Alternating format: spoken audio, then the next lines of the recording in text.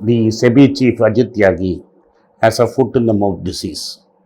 He tries to micromanage things and wants to tell who can charge how much, where should fund managers invest. He's made every market participant's life hell. By micromanaging, he has made things worse for the investors, not for better. What is the latest foot in the mouth disease that he has got? Let's take a look. Welcome back to Be Rich.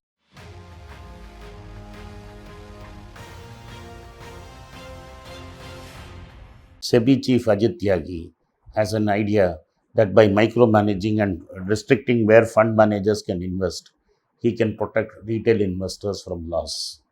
This is an idea several regulators have had across the world. They think by banning short sales, stock prices will not come down. Assets prices go up and down. It's part of nature. People should make informed decisions. It's a case of buyers beware. Recently, mutual fund companies have been in big trouble. What is the reason? Mutual fund companies are in trouble because Ajit Tyagi has been telling them where to invest. He has designated if you are a large cap fund, you can only invest in 100 stocks. If you are a mid cap fund, you can do it only in 250 stocks. And the rest of the universe is open to small cap stocks.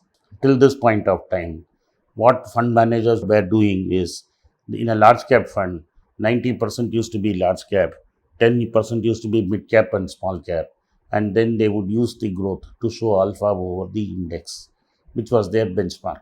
Ajit Tyagi got furious and he mandated them to run one large cap fund, one small cap fund, and one mid cap fund. But fund managers, being innovative as they are, they started what is known as a multi cap fund. A multi cap fund is supposed to invest in all caps. So the fund manager has a lot of elbow room. So when he started doing this, a multi cap fund basically became a large cap fund with a small percentage of mid cap and small cap stocks. And a lot of funds flowed into it. Ajit Tyagi got furious. How dare fund managers do this? So he announced a scheme about a month back and said multi cap funds will invest most of their money in large cap but compulsory invest 25% in mid cap and 25% in small cap. The problem in India is the small cap space is too small. If this order of Ajit Tyagi was to be followed, a lot of huge sum of money would have flowed into the small cap stock. People feared that 26,000 crores would have to go to small cap stocks. Simply, there are not enough small cap stocks to absorb 26,000 crores in India. This would have meant that small cap valuations would have gone through the roof. Then, saner voices in the industry went to Ajit Tyagi and pointed out to him this is not done. So, Ajit Tyagi wanted a way out of this problem. But at the same time, he did not want to take back his order. So the market was waiting for bated breath for a solution. The solution has come in a recent SEBI circular. He just changed the name Multi to Flexi. So he started a new category of funds called as Flexi Cap funds. These Flexi Cap funds can invest wherever you want. And then he said multi cap funds can change this into this new category called Flexi Cap funds. So what Ajit Tyagi is saying, I don't want to look foolish. So I am not going to take back my circular. All you have to do is take an eraser, change the name multi to flexi, and start selling the funds and call it flexi cap. And rest of all of us can be happy and go home. This is a typical government regulator who does not understand that he has put his foot into the mouth and does not know how to get out of it and look stupid in front of the market.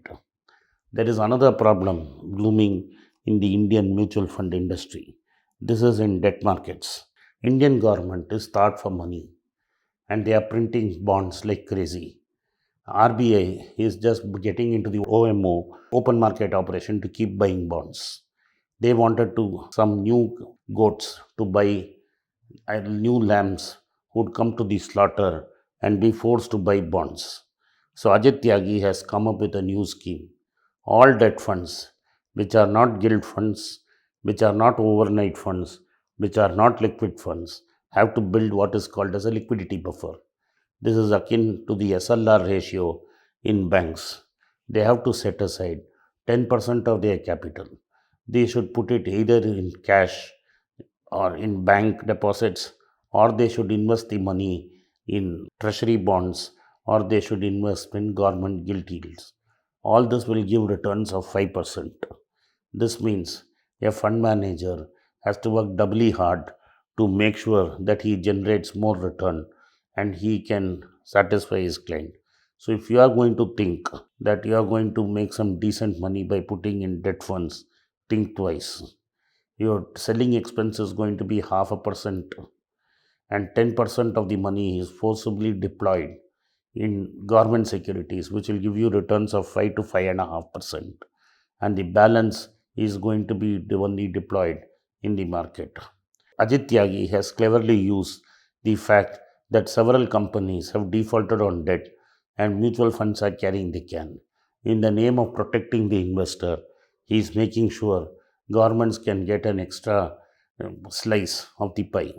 Suppose there is 1 lakh crore in the debt market, which we are talking about. 10% of it will go to government securities, and extra 10,000 crores will flow into the government securities.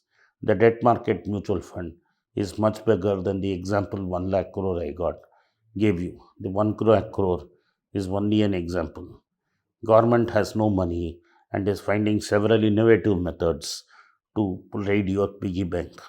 The latest order of the SEBI, another idea to take your money and give you cheap returns. The recent orders of SEBI in terms of both equity and debt funds make sure that no investor will get adequate returns.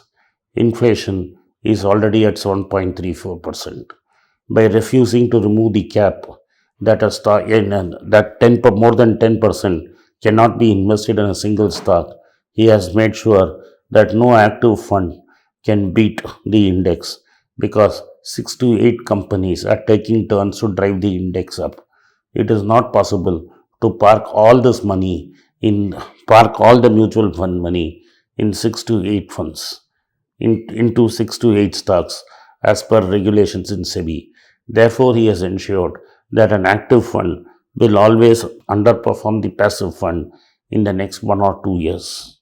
In case of debt markets, if 11% of my capital is going to be stuck in low yielding gilt returns, then only with 89% of the fund to be returned, unless the fund manager like Santosh Kamath of Franklin Templeton takes extraordinary risks, there is no way he can generate alpha or give you a return that will beat inflation. The real inflation is much higher than the 7.5% that Shaktikanta Das of RBI is talking about. But even if you assume 7.5% to be the correct inflation, your debt fund has to give you between 9 to 10%. With the new liquidity buffer rule, it will make it impossible for a debt fund to do well. By their actions, Ajit Tyagi and Shaktikanta Das have made sure that mutual funds as a route of savings has become ineffective for the retail investor. Thank you for watching. Be rich. If you like this video, press the subscribe button of my channel, hit the like button and turn on the bell notification. If you use Kindle, you can buy the book using the Kindle link given below. If you want a hard copy, send a message to the WhatsApp number given below and my team would get in touch with you. At the very end, if you want to get in touch with me, please send a mail to berichenglish@gmail.com. I am grateful for your support of Be Rich.